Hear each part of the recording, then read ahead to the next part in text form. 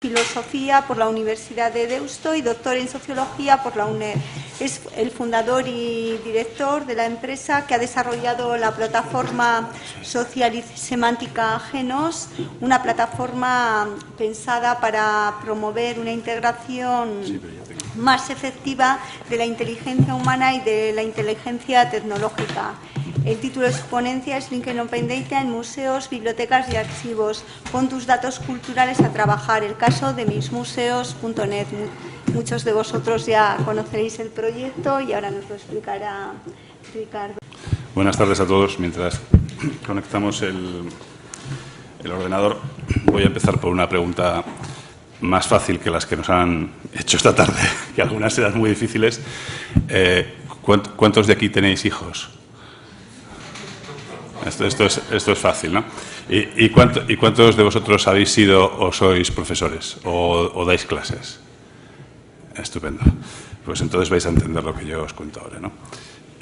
Yo durante bastante tiempo he sido profesor de filosofía en un instituto y en septiembre había una de las grandes pugnas. En septiembre era huir de la última hora de clase. Todos los profesores querían, por razones que además aducían de una manera muy convincente, por qué no había que dar matemáticas en la última hora de clase, por qué no había que dar lengua en la última hora de clase y tal. La realidad era que la última hora de clase le tocaba al último que llegaba. Esto era así de sencillo. Daba igual que diera matemáticas, que diera física, que fuera importante o no importante. Y la peor última hora de clase de todas las horas de clase, ¿os podéis imaginar cuál era? Porque había una peor todavía, que era el viernes a última hora. Entonces, cuando yo llegué al Instituto de Miranda de Ebro en el año 87, tuve la fortuna de dar la última hora de clase el viernes a primer grupo en una asignatura que además no me correspondía, que era música, ¿no? Entonces, esto era como hacer el triple mortal, hacia adelante o hacia atrás, ya no sé hacia cuál de los dos sitios, ¿no? No quiero decir que este sea el caso, por supuesto, porque sé que sois un público muy diferente, pero sé que es un esfuerzo enorme llegar hasta la séptima hora de clase, en este caso, ¿no? La séptima ponencia, y sé que puede ser difícil. Me gustaría prometeros brevedad, pero no me vais a creer, o sea que no voy a prometer nada de entrada, ¿no? Luego veremos cómo suceden las cosas. Bueno, mi ponencia se titula Art After Technology. No sé si conocéis al gran profeta del arte conceptual, ¿no? Joseph Kosuth, en los años 70 hizo un manifiesto de arte conceptual que era Art After Philosophy. Y yo creo que la web semántica, en el caso concreto que nos ocupa, ¿no? Del mundo GLAM, del mundo de las galerías, de los archivos, de las bibliotecas, debería ser invisible. Hemos estado hablando de web semántica durante tiempo, pero la tecnología que realmente merece la pena es la tecnología que no se ve. Y es cierto que en la medida en la que no se ve, pues en algunos espacios técnicos conviene hablar sobre ella porque en algún sitio se hace. Eso es cierto, ¿no? Lo que ocurre es que creo que el trabajo de los museos y de los archivos, de las bibliotecas, en buena medida consiste en no tener que pensar en la tecnología para hacer lo que hacen. No tener que pensar en la tecnología. Y esto no es tan fácil, ¿no? Por eso hablo del arte después de la tecnología, ¿no? Lo que aparece después de la tecnología, lo que queda después de la tecnología, lo que producimos después de la tecnología. Bueno, esta es una de las ideas, yo creo que muy de fondo y que están en toda la presentación que vamos a hacer, o que voy a hacer, y también en todo nuestro trabajo. La segunda cuestión que creo que os puede interesar, o al menos entiendo que es la que es interesante, no sé hasta qué punto es interesante actualmente, no sé hasta qué punto interesa en la actualidad, ¿no? Pero creo que es interesante, es cómo utilizar los datos de catalogación de las instituciones de la memoria como un Lego. ¿Sabéis? Lego es este juego, ¿no?, que permite crear composiciones en el espacio diferentes, ¿no?, según la creatividad o la imaginación que tenga cada una. Cómo podemos utilizar esos datos como piezas de un Lego que permite construir nuevos relatos culturales y educativos. Es decir, cómo todo ese trabajo que es secular, que diría yo que es centenario, que además es preciso en muchos casos, y esto es un elemento absolutamente central, y habéis oído lo que ha dicho Eva, ¿no? O sea, la precisión es algo que las máquinas necesitan. La ambigüedad es muy malo en web semántica. Y incluso aunque ha sido muy preciso, cuando entras en el detalle, pues resulta que hay mucha ambigüedad. Y en el momento en que entréis en algún proyecto de explotación de datos medios serios, vais a encontrar con problemas serios de ambigüedad que hay que deshacer. Luego hablaremos de cómo se hace un proyecto de estos, ¿no? Entonces, la cuestión es, lo voy a decir con una palabra bastante fea, ¿no? ¿De qué modo la tecnología es capacitante? Esta sí que es una palabra fea, pero bueno, como estamos acostumbrados a los telediarios, uno lo puede decir en una conferencia sin mayor susto por parte del público en general, ¿no? O sea, ¿hasta qué punto capacita la tecnología para hacer cosas diferentes con lo que ya tenemos?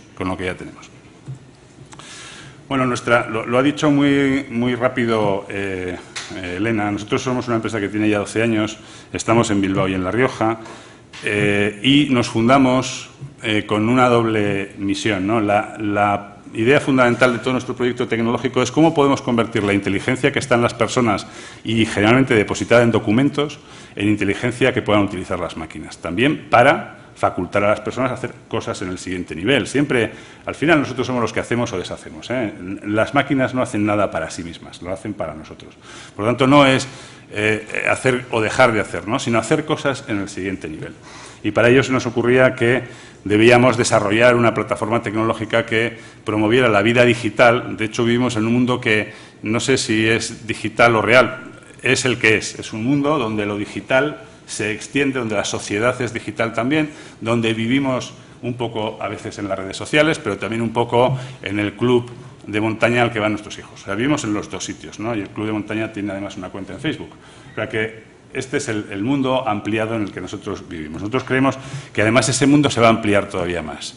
Y se va a ampliar todavía más cuando los datos que ahora están separados, esos hilos de los que hablaba antes Eva, ¿no?, se empiecen a reconocer, empiecen a saber que somos un cuadro de Velázquez, el Velázquez del Metropolitan con el Velázquez del Prado, que ahora no lo saben, ¿no? Ahora no lo saben. Tampoco muchos alumnos de bachillerato, quizá, ¿no? Pero vamos, las máquinas no lo saben de ninguna manera. Y no se lo hemos dicho, porque además solamente lo pueden saber si se lo decimos. Esta es nuestra historia, a esto me refería. No sé si es muy comprensible. Esta es nuestra historia. Nosotros decimos que llevamos 10 años contribuyendo a la construcción de la web semántica. Es cierto que este ha sido, y creo que Eva lo ha dejado muy claro, un proyecto complejo, porque fundamentalmente no es un proyecto tecnológico, que también. O sea, hay acuerdos tecnológicos que hay que alcanzar, ¿no? ¿Cómo vamos a interrogar? ¿Cómo vas a publicar? Todo esto son acuerdos tecnológicos, pero es que detrás de los acuerdos tecnológicos fundamentalmente hay un acuerdo humano que permite representar o modelizar una cierta parte de nuestro conocimiento. Esta es la gran dificultad, ¿no? Y a diferencia de lo que ocurrió con lo que nosotros llamamos Web 1, aunque efectivamente la web es la web, ¿no?, esa web que es HTML más TCP/IP, los acuerdos eran relativamente sencillos porque eran acuerdos sobre el formato del documento. Y al fin y al cabo tampoco es tan difícil ponernos de acuerdo en que un documento tiene un título y un cuerpo, ¿no? Esto no es un acuerdo difícil de tomar, ¿no? Los protocolos de comunicación ya tuvieron otro sesgo porque era mucho más industrial y significó que ganó Intel y perdió Olivetti, por ejemplo, ¿no? Pero esto es otra historia sobre la web. Pero la web de datos es una web donde hay que ponerse de acuerdo en cómo describimos una obra de arte, por ejemplo, ¿no? Y esto en un campo profesional tan robusto como el vuestro, pues no es tan difícil, aunque os parezca dificilísimo a vosotros. No os quiero contar cómo es en otros campos donde no hay esa tradición de catalogación, de precisión, de representación, ¿no? Esto ya es casi un imposible. Por lo tanto, el gran problema del avance de la web semántica es ese problema sobre cómo vamos a representar, cómo vamos a modelizar el mundo. Vale. Sobre eso hablaré. Nosotros, en febrero de 2011, fue cuando tuvimos un proyecto tecnológico comercial que incluía nuestros motores de búsqueda. Esto nos permitió conseguir nuestros primeros clientes. El año, no sé dónde está el cursor aquí, el año 2011 estuvimos en la cloud, ¿no?, que es donde seguramente hay que estar, es un club donde apetece estar porque somos una empresa y una de las cosas que hacemos es marketing. Nuestro marketing es muy raro porque hemos puesto a disposición del público un proyecto que es Didactalia.net, dentro del cual está mismuseos.net, que es un proyecto educativo de acceso libre. Lo pusimos en 2010, empezamos a hacer esto porque yo me pregunté, ¿cómo vamos a explicar a la gente cómo funciona la web semántica para el usuario final si no hay casos de uso? Bueno, pues vamos a hacer ¿no? Y luego se ha hecho gordo y se ha hecho grande y nos viene bien porque a la empresa tecnológica que lo soporta pues le dan una cierta fiabilidad o garantía de que puede conseguir cosas porque están ahí, ¿no? Este ha sido un poco nuestro desarrollo. Pero de 2011 a 2014, que lo veis aquí, en esta segunda parte, ha habido un gran avance, efectivamente, de lo que es la web semántica. Creo que hay una clarísima expresión colectiva y una representación clara de que el futuro de la web es un futuro semántico y eso se ve en el número de datasets y en el número de triples que se han puesto a disposición del público y en la cantidad de debates donde esto está presente, ¿no? En 2012 nos fuimos a Nueva York. Queríamos compararnos y estar... En 2010 hicimos un viaje por el mundo para buscar tecnologías de computación. Sobre esto habría que hablar porque es uno de los límites del desarrollo de la web semántica, aunque ahora yo creo que esto está bastante mejorado. Y en 2012 nos fuimos a Nueva York a presentarnos en un ámbito internacional y a compararnos. El año 2013 conseguimos un premio que nos ha facilitado muchas cosas, que es un premio de Learning Analytics, se llama Learning Analytics Knowledge Data Challenge, lo promueven un conjunto de universidades lideradas por Open University, Stanford, Athabasca, un conjunto de universidades que quieren trabajar en esto. Y nos lo dieron a nosotros. Mis Museos fue finalista en varios eventos internacionales de datos enlazados en el campo de los museos, archivos y bibliotecas. En concreto estuvimos en Ginebra dentro de la Open Knowledge Conference y en Canadá. Y Didactalia es un proyecto mucho más masivo, le dieron un premio de televisión, los premios Zapping este año, y ahora le han dado un premio en la Semantic Web Conference, ¿no? Me gustaría explicaros qué es mismuseos.net con un vídeo que hemos hecho de mismuseos.net. Espero que no haya demasiada gente que lo haya visto para sorprender al público, pero si lo habéis visto, pues tened un poquito de paciencia, son 5 minutos. Creo que en este vídeo expresamos bastante bien cuál es la visión y la utilidad de la web semántica en museos. Es un vídeo para todos los públicos. Hemos eludido cualquier tipo de elemento técnico complejo y este es el...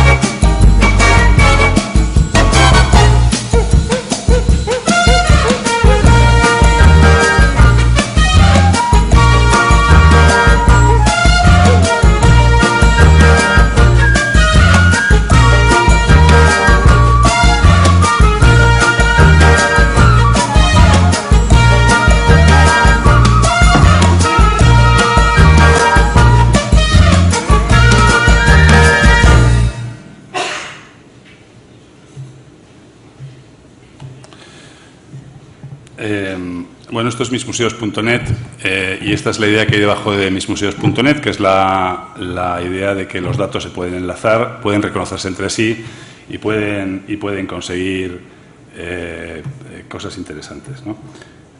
Voy a entrar un segundo en mis museos.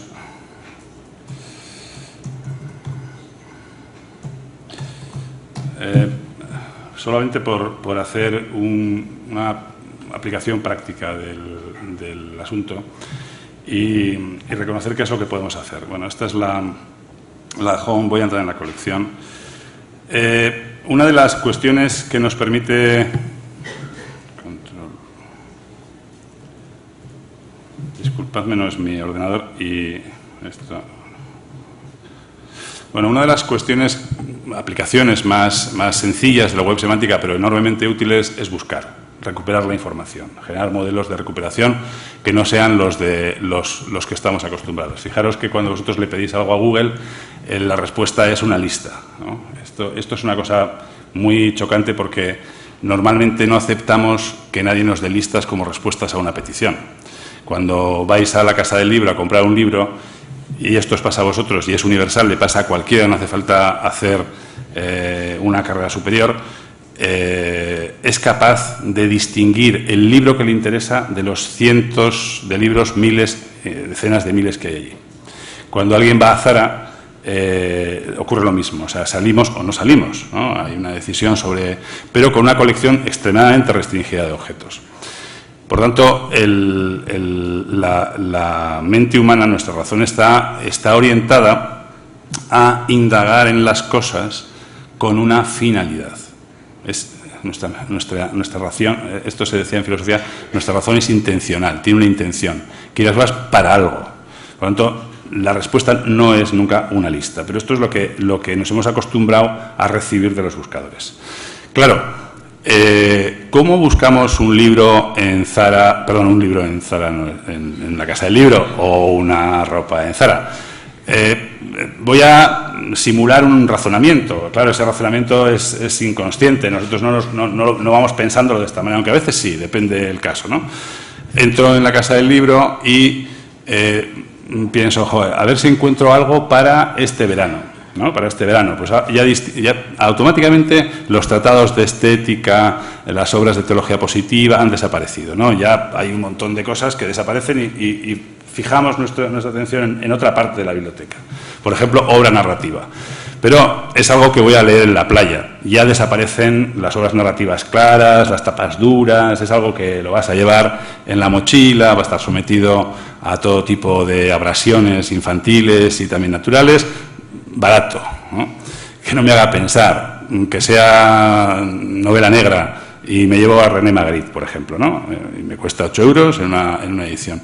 Al final he elegido, de toda esa colección enorme, que es la oferta, he elegido algo concreto.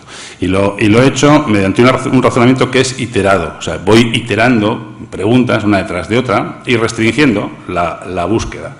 Incluso si me apoyo en un tercero, Google, la persona que me atienda en la Casa del Libro, me ayudará en mi razonamiento, me irá pidiendo que le vaya especificando, oiga, ¿y usted qué prefiere? Esto, lo otro, o la sección de no sé qué está por allí, ¿no?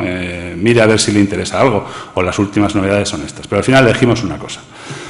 Bueno, esta es la primera cuestión, y creo que ahí os reconocéis todos. La segunda es la siguiente. Imaginemos que la experiencia de búsqueda cuando vamos a un gran almacén, pongamos el caso de Zara, fuera esta. Entras a Zara y alguien te venda los ojos. Te venda los ojos y te dice, bueno, ahora usted pida, ¿no?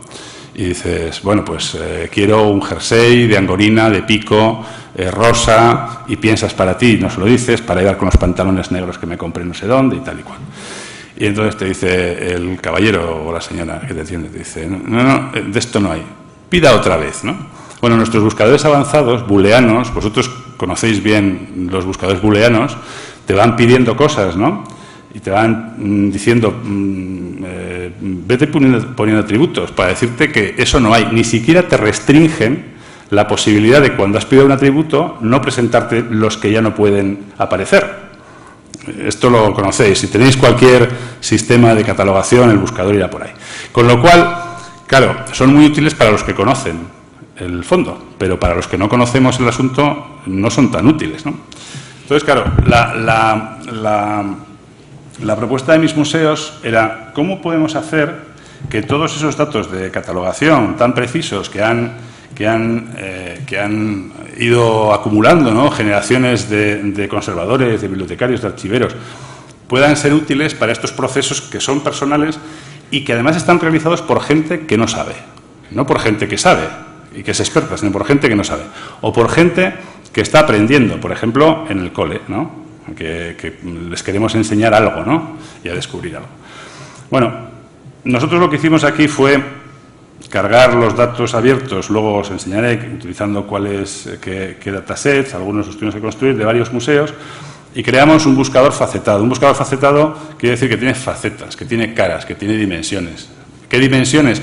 Aquellas que describen el objeto. El objeto, en este caso, es una obra de arte. El objeto de conocimiento que llamamos nosotros es una obra de arte. Por lo tanto, es lo que describe esto. Yo puedo empezar, podría poner un museo como ejemplo, ¿no?, con un buscador, pero no lo voy a hacer porque sabéis de lo que estoy hablando. Puedo entrar en la Casa del Libro y empezar por pedir narrativa.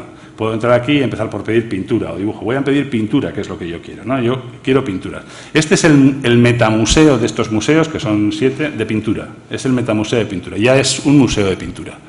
Y hay una cosa muy importante, y es que cuando os he dicho lo de vendaros los ojos, ¿no?, una de las cosas que no hacemos nunca las personas es buscar inexistencias. No buscamos cosas que no existen. Por ejemplo, a nadie se le ocurre entrar en un sitio y decir, oiga, usted tiene un no rinoceronte. Esto es una chaladura, nadie te lo admitiría, ¿no? Pides cosas que existen.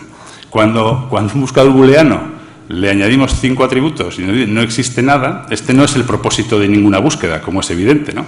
Lo veis, ¿no? Pero si no me ayuda a saber si algo existe o no existe en función de lo que estoy pidiendo, pues claro, me puedo perder, que es lo que realmente ocurre. Bueno, pues he pedido, quiero la pintura. Imaginaos que estoy interesado en pintura española. Pues hay 2.634 obras que son pintura española. Es decir, una de las características fundamentales de cualquier buscador es que debe restringir en cada búsqueda las opciones y las debe sumarizar. Nos debe decir si existe o no existe la posibilidad de buscar lo que vamos a pedir. Parece algo obvio, pero si vais a la mayor parte de los buscadores de museos, no existe esto. Imaginemos que ya soy alguien un poquito más avanzado y estoy buscando la pintura española en concreto del siglo XVIII, porque ya soy un profe y estoy explicando en clase la pintura española del siglo XVIII y digo, pues mira, tengo 236 obras en este metamuseo y ahora hemos hecho la página web de este metamuseo, lo hemos hecho nosotros, de la pintura española del siglo XVIII, que además sean, por ejemplo, bodegones. Bueno, esta página web, que tiene 36 resultados, incluye los bodegones de este metamuseo, que casi todos están donde, pues en el Museo Nacional del Prado, ¿no?, que es lo que me dice aquí. Al final resulta que la pintura española del XVIII, que son bodegones, están en el Prado y son además objeto de una donación, la mayor parte de ellos, que ahora tiene cierta actualidad también, ¿no? Esto, imaginaros lo que hubiera costado editarlo, para empezar, ¿no? Ahora me voy a poner en el caso de la persona que está haciendo la comunicación del museo, el responsable de la página web, y que de pronto dice, oye, vamos a hacer una exposición sobre pintura española del XVIII, los bodegones del Prado, ¿no? Hombre, pues vamos a montar el site, vamos a contratar tal, hay que empezar a editarlo. Bueno, ya está el site hecho, ¿no? Vamos a hacer unos CSS, que se los encargamos a nuestro diseñador, y montamos el site mañana, ¿no? Pero claro, este site lo puede hacer un profesor de bachillerato en su clase. Y decir, fijaros, chavales, cómo es la pintura española del XVIII, qué tipo de cosas aparecen en un bodegón. Y ahora imaginemos que quitamos el atributo español a la pintura del XVIII, que son bodegones, ¿no? Veis que hay, en lugar de 36, 43. Por ejemplo, me voy a los holandeses, que me dice que hay 3 holandeses. Los veo y digo, caramba, fijaros que en el bodegón español del XVIII casi nunca aparecen flores. como un rasgo interesante para explicar las dos escuelas, ¿no? La holandesa o la española. No soy un experto en bodegones del 18, si hay aquí algún experto me disculpa de antemano. Por tanto, recuperamos la información de un determinado modo, como veis, ¿no? Esta es una de las características que yo creo que son fundamentales y una de las grandes explotaciones de la web semántica, permitir formas de recuperación de la información que admiten la interrogación humana, y una interrogación humana en el modo humano. Claro, lo bueno es que casi todos los datos para hacer esto ya existen, ya los habéis creado, y esto es una explotación simplemente.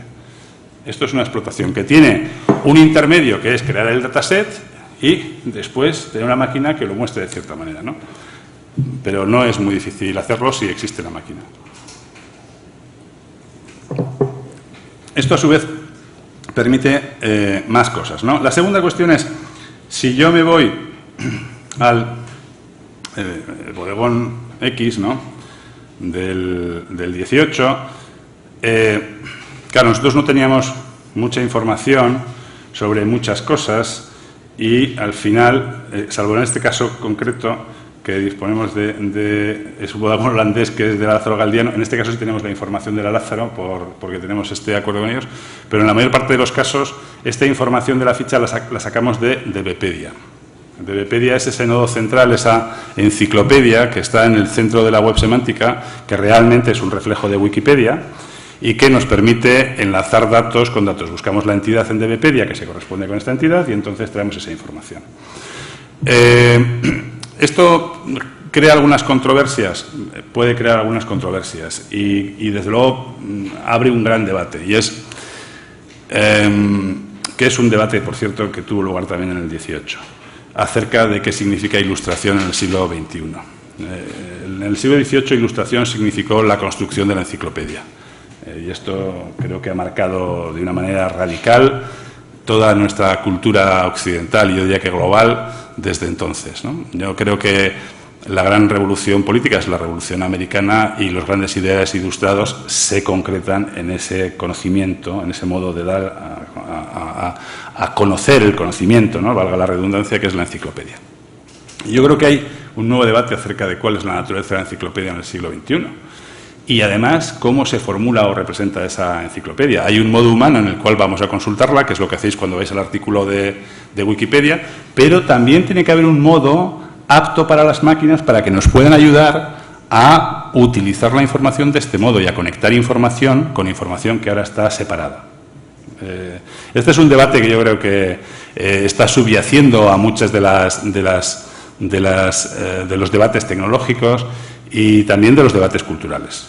Y me parece que convendría lanzarlo de una manera más explícita acerca de qué significa enciclopedia en el siglo XXI y, sobre todo, qué significa enciclopedia vinculado con estas posibilidades de la tecnología de los datos enlazados, que automáticamente rompe un poco con los esquemas clásicos, ¿no?, de los silos. Los silos son silos en base de datos, pero también cada museo es un silo, cada biblioteca es un silo, etcétera, ¿no? Y eso se pueden hacer. Un proyecto muy bonito que hicimos con la Universidad de Deusto fue una metabiblioteca de teología y de filosofía ligando los datasets de Harvard, de Oxford y de la Universidad de Deusto, ¿no? Esa metabiblioteca de filosofía y teología solo vivía en la red. Los libros de verdad estaban en otros sitios, pero descubrimos cosas que relacionaban todas esas entidades que no era posible descubrirlas visitando los lugares, ¿no? Bueno, lo que hemos hecho aquí, y ahora os lo contaré, incluimos una ficha y vinculamos un conjunto de recursos educativos de Didactalia, que es otro lugar, otro site, otro espacio, que tiene unos 110.000 recursos educativos catalogados de un modo educativo, por tanto no tienen la precisión de este vocabulario o esta ontología, y generalmente se ligan por la época. Entonces, más o menos aquí está lo que tiene que ver con esa época, ¿no? Temas de educación que tratan de la época de este cuadro. Podríamos haberlo hecho más preciso y luego os enseñaré alguna precisión más, ¿no? Y luego obras relacionadas del mismo artista y otras obras relacionadas que hay en mis museos. A veces aparecen esto porque el Lázaro Galdiano tiene una colección muy heterogénea y hay muchas obras del 18 en esa colección, y en otros museos españoles hay muchas menos obras que del 18, curiosamente. Me voy de nuevo a a la presentación. Y os planteo dos debates muy rápidos. Esto ya lo hemos visto, creo que en la web semántica ha quedado claro. La dimensión del asunto es la siguiente. Hay unos 55.000 museos en 202 países. Fijaros la dimensión enciclopédica del asunto y lo interesante que es, ¿no? Claro, no todos los museos tienen la misma calidad, no todos los museos tienen el mismo interés, no todos los museos tienen el mismo grado de universalidad o de posibilidades de universalizar, pero este es el tamaño del problema, ¿no? La primera cosa que tenemos que acordar, y este es un trabajo que en todos los proyectos que estamos haciendo empezamos por ahí, es desarrollar un modelo digital. Un modelo digital tiene que ver con el conjunto de entidades y relaciones que hacen al caso, que describen el problema. Aunque os parezca obvio, esto no está claro, casi nunca. Compiten entre sí facciones profesionales por describir el mundo de una cierta manera. Y, por otro lado, el mundo no es algo obvio, es algo que esencialmente existe dentro de la mente de cada uno y sobre lo que dialogamos constantemente. Entonces, os he traído esta cita, ¿no?, que a mí me interesa mucho. El mundo es todo lo que acaece, decía Wittgenstein en el primer Tractatus, al principio, ¿no? Y luego decía, para explicar qué significa lo que acaece, el mundo es la totalidad de los hechos, no de las cosas. Por tanto, este no es un problema sobre entidades, sino sobre entidades que se relacionan con entidades. Y ese es otro problema completamente distinto, ¿no? Y en cualquier campo profesional os puedo asegurar que es un gran problema, no es un problema menor. Por tanto, debemos generar una imagen común del mundo, porque si no nos entendemos nosotros, nuestros sistemas tampoco se van a entender, o se van a entender con más dificultades, ¿no? Nosotros proponemos en mis museos un modelo digital que después estamos aplicando con muchas variaciones o con variaciones lógicas a proyectos que no son los de mis museos, pero nosotros hemos utilizado un conjunto de vocabularios, fundamentalmente CIDOC CRM, el vocabulario de Europeana, que lo hemos metido dentro de CIDOC, ¿no? CIDOC es más complejo y tiene más cosas. Otros vocabularios de propósito general, como SIOC o SCOS, que antes los mencionaba Eva, FOAF, por supuesto, Dublin Core, por supuesto. En total, 6 entidades, 17 subclases y 10 tipos de relaciones. Esto voy a pasarlo rápido porque no... Joder. A ver. Bueno, aquí tenéis una representación del conjunto de ontologías y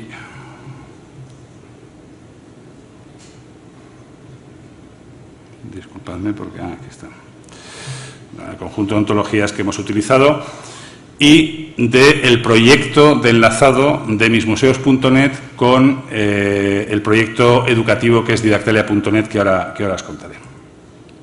Un poco más desarrollado. Vale, los modelos digitales permiten construir dos tipos de agregaciones y esto es importante que lo pensemos, ¿no? Unas agregaciones les llamo yo metaespacios, por llamarlos de alguna manera, museos de museos, por ejemplo, museos de museos, el tipo de entidad fundamental o el conjunto de entidades fundamentales es la misma y vamos agregando cosas del mismo tipo, ¿no?, más o menos homogéneas, ¿no? Pero luego están los metamodelos, que son, por ejemplo, el museo educativo. El museo educativo no solamente agrega entidades de un tipo, sino entidades de otros tipos que no son las que maneja normalmente la institución. Es decir, conectamos mundos, ¿no?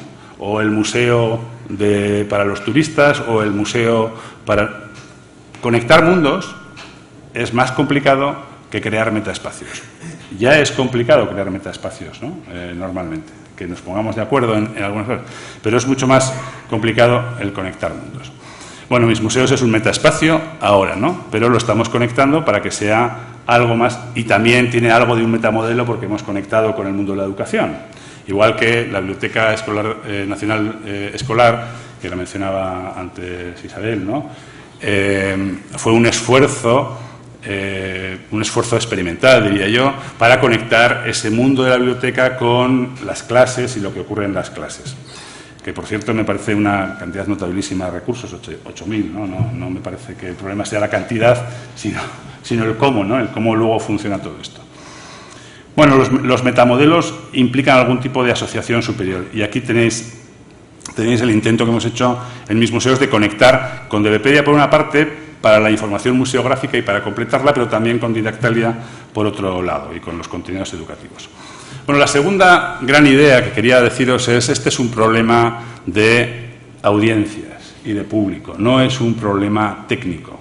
Ya sé que hay muchos problemas técnicos. Nos hemos pasado nosotros los últimos 10 años hablando de problemas técnicos. No os ahorro el aburrimiento de esas discusiones, porque son prolijas, las conocéis perfectamente por otro lado, ¿no? Pero la gran alegría de esto es cuando nace el niño, ¿no? Y la gente está al otro lado, igual que la gran alegría de estrenar una obra de teatro es que el público aplauda, ¿no? Sin público esto no tiene demasiado sentido. La web es el modo en el que publicamos cosas. Y me parece que es importante distinguir dos dimensiones del problema. La dimensión de catalogación, ese es un trabajo de precisión, es un trabajo, no lo he querido representar como algo placentero, porque creo que es un trabajo, y como todos los trabajos creo que implica un esfuerzo. Trabajar es esforzarse, es darle forma a algo que no lo tiene. Y eso siempre desafía nuestra fuerza y nuestras capacidades. Pero llega el momento de publicar. Ahí nos podemos dar la gran alegría o no. Creo que, en cierto modo, las grandes instituciones de la cultura han vivido mucho tiempo dentro de la cueva de la catalogación y de la representación, y menos en la de la publicación. Y creo que se puede dar el grupo humano que está haciendo ese trabajo de catalogación se puede dar una gran alegría publicando de ciertas maneras. Lo ha dicho antes Isabel. El trabajo de biblioteca por salir, ella lo describía con esas señoras con moño, ¿no? Que asustan un poco pensarla, pero la gran satisfacción es poner esto a disposición del público y que el público lo use, lo encuentre útil. Igual no estás hablando de grandes públicos porque la audiencia está muy segmentada, pero el público de los profesores que dan Historia del Arte en bachillerato está creando la cantera para que los museos existan en el futuro, ¿no? Yo soy del Atleti, esto de la cantera es muy importante, ¿no? Si no creas la cantera, no va a ser posible que existan ciertas cosas en el futuro, en un mundo donde más todo tiene una dimensión financiera que hay que considerar, ¿no? y donde hay que aportar cosas. Pero es que además esa utilidad social genera muchos argumentos para seguir invirtiendo en cultura. Y esto me parece que es otro de los elementos que a mí no me corresponde, por supuesto, o sobre el que no me corresponde hablar, pero que me interesa mucho que se invierta en cultura. Nosotros fabricamos para la cultura, por tanto, cuanto más inversión en cultura y en educación, pues mucho mejor, ¿no? Los datasets son el principio de algo, pero no el final. O sea, hemos de publicar datos, pero es el comienzo, porque si esos datos no son útiles a través de la web para alguien en concreto que no sabe de web semántica, que no le interesa si esto incluye tal estándar, son el comienzo.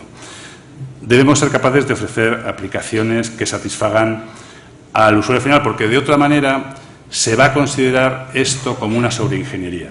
Y tanto la tecnología que lo soporta, como toda la investigación asociada, como mucha parte de vuestro trabajo o del trabajo de los catalogadores, se puede considerar un trabajo lujoso, ¿no? Si es una sobreingeniería, si realmente no se utiliza, pues esto será considerado como un lujo, y lo importante será hacer una exposición, montar el site en Facebook y cosas de este estilo, ¿no? Pero yo creo que este es el trabajo de fondo que permite explotaciones muy interesantes, ¿no?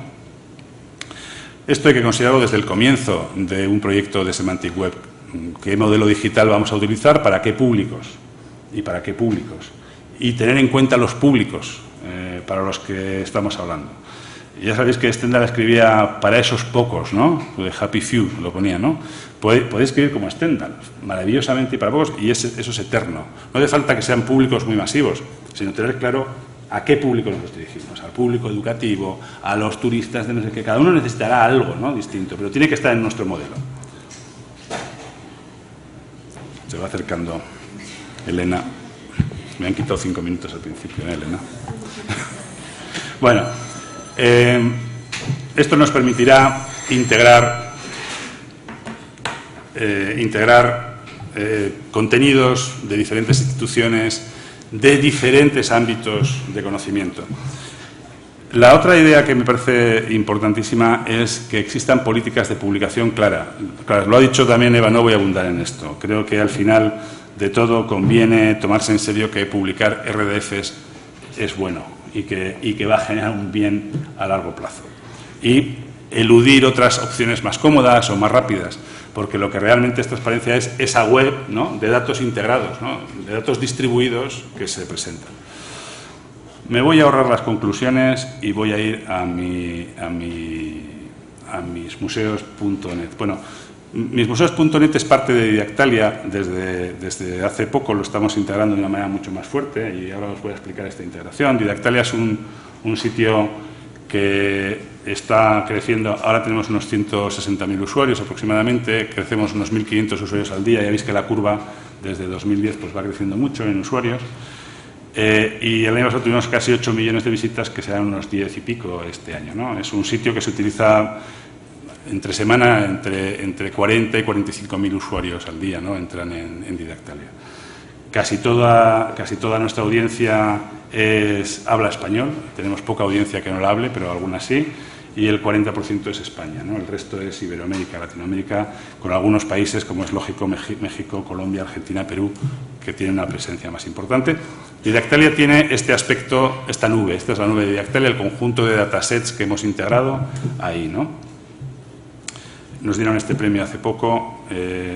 Bueno, voy a explicaros el proyecto del grafo educativo y de qué manera un grafo educativo crea una solución para un profesor o para un alumno, a partir de datos que provienen de fuentes heterogéneas, por ejemplo, las de los museos, ¿no? Este es el modo en el que se crea un recurso en Didactalia. La gente sube, publica metadatos, esos metadatos se representan en SIOC y a partir de ahí lo que hacemos es utilizar los metadatos para ligarlo con las entidades de DBpedia vinculadas con ese metadato. Y sale este mapa conceptual que a ver si soy capaz de pararlo. Este mapa conceptual que habéis visto que en este caso era de Dalí, incluye, a toda pastilla, incluye un montón de inferencias que permiten conocer pues con quién ha trabajado Dalí, cuáles son sus obras, en qué sitio nació, en qué sitio murió, si se dedicó al cine en algún momento, como El perro andaluz, si era amigo de Buñuel. Todas estas cosas no estaban en el recurso que había subido originalmente la persona, ni en su descripción. Lo hemos hecho infiriendo a partir de sus etiquetas las relaciones implícitas que sí que están en DBpedia. Entonces, claro, esto permite crear recorridos educativos, relatos educativos a partir de cualquier entidad que exista. Por ejemplo, las obras de un museo, por ejemplo, los autores de un museo. Este es el grafo, ¿no? El poder seguir la vida de la vida de Dalí, se casó con Gala, es inexorable incluso en las condiciones más duras como las mías, ¿no? Me queda un minuto. Voy a intentar comunicarme telepáticamente. Aquí tenéis otros mapas conceptuales, por ejemplo, este es el mapa de las 20 sillas que marcaron el diseño del siglo XX, lo podéis buscar en didactalia.net, y como de los autores de las sillas, generalmente arquitectos, pues vamos a esos autores, vemos su obra, vemos qué premios, vemos dónde han nacido. Fijaros lo que vale que un chaval pueda meter, le manda el profesor un proyecto y utilizando información de vuestros museos, porque aquí nos hemos ligado con DBpedia, pero nos vamos a ligar ahora con mismuseos.net para que la información que aparezca en el grafo no sea solo de DBpedia, sino también de mis museos y de la Biblioteca Nacional Escolar, y que aparezcan esas obras, ¿no? Y que les vayamos diciendo, pues mira, la corriente filosófica a la que pertenece Descartes es el racionalismo, influyó en Locke, etcétera, ¿no? Bueno, todo esto está completamente desestructurado, es informal, porque iba a presentarse en un Mac donde queda fenomenal, pero aquí ha quedado de otra manera. Os invito a leer mismuseos.net. La idea fundamental es la siguiente. Y con esto concluyo. Y disculpadme el tic profesoral, pero quiero dejarla clara, ¿no? La idea. Hay un grafo implícito de conocimiento en la tarea distribuida que estáis haciendo todos vosotros. y todos nosotros. Ese grafo implícito, cuando lo conectas, da como resultado historias que son interesantes para alguien. Esas historias las pueden generar las máquinas, las tienen que leer las personas, pero las pueden generar las máquinas. A veces se equivocan bastante porque os equivocasteis vosotros al catalogar o porque no fuimos precisos al hacerlo. Vale, no pasa nada.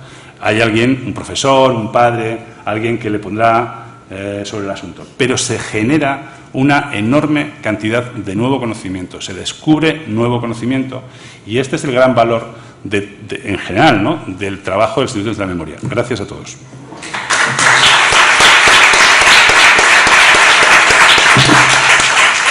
Gracias, Ricardo.